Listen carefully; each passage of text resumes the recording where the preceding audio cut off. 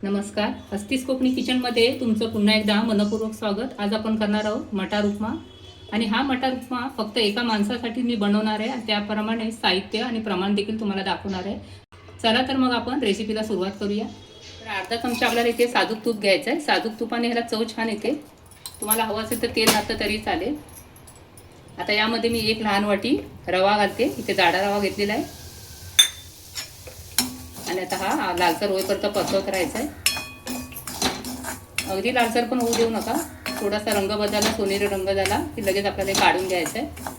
तर आता रव्याचा इथे सोनेरी रंग आलेला आहे। आपण हा रवा मध्यम आचेवरती 2-3 मिनिटं भाजून घेतलेला आहे। आता गॅस कमी करायचा आहे आणि हा रवा एका भांड्यात काढून घ्यायचा आहे।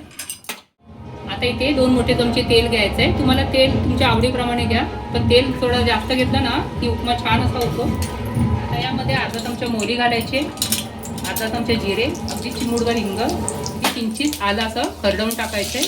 एक हिरवी मिरची, एक लहान कांदा अर्धा चिरून घालायचा आहे। पाव चमचा उडदाची डाळ टाकायची आहे। थोडी कढीपत्त्याची पाने यामध्ये टाकायचे आणि परतून घ्यायचं आहे।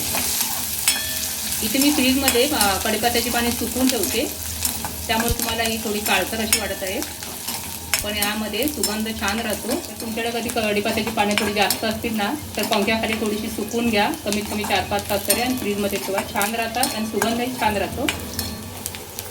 कांदा आता लालसर रंगाचा झालेला आहे, तर यामध्ये आपल्याला एक लहान अर्धा टोमॅटो घालायचा आहे चिरून। त्यानंतर एक मोठा चमचा आपल्याला इथे मटार घालायचा आहे, म्हणजे हिरवे वाटाणे शेंग जे असतात ते घालायचे आणि परतून घ्यायचे।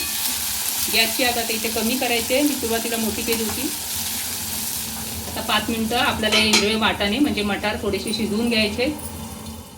तर आता 5 मिनिटं झाले, झाकण काढूया आणि लहान आचेवरती ते मटार मी अर्धवट शिजवून घेतले। टोमॅटोही छान शिजलेला आहे। आता यामध्ये आपल्याला हळद घालायचे, पाव चमचा हळद घालायचे। त्यानंतर हा भाजलेला रवा घालायचा आहे, थोडीशी कोथिंबीर घालायची।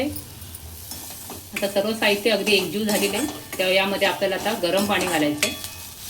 तर इथे एक मोठा पेलावर मी पाणी घातलेलं आहे। परत एकदा मिक्स करून घ्या। चवीनुसार मीठ घाला, थोडीशी पाव चमचा साखर घाला। आता इथे रव्याने पाणी शोषून घेतलं आहे, तेव्हा इथेच आपल्याला साजूक तूप घालायचं आहे। साजूक तुपाने छान अशी चव देखील येते आणि छान सुवास देखील येतो उपम्यामधून। एकदा नक्की टाकून तुम्ही बघा। तर अर्धा चमचा मी इथे साजूक तूप घातलं। गॅसची आच लहानच आहे, तर लहान आचेवरतीच आपल्याला इथे 2-3 मिनिटं आता हे शिजवून घ्यायचं आहे। 2-3 मिनिटं झालेले आहे, आपला मटार उपमा झालेला आहे।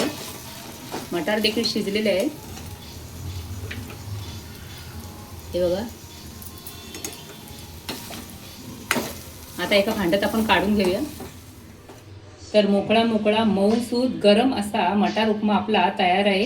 ही रेसिपी पाहताना तुम्हाला कशी वाटली कमेंटमध्ये नक्की सांगा। व्हिडिओ आवडला असेल तर लाईक, शेअर आणि सबस्क्राईब करायला विसरू नका। परत भेटूया मस्त रेसिपी बरोबर, तोपर्यंत विश्रांती घेऊया। धन्यवाद।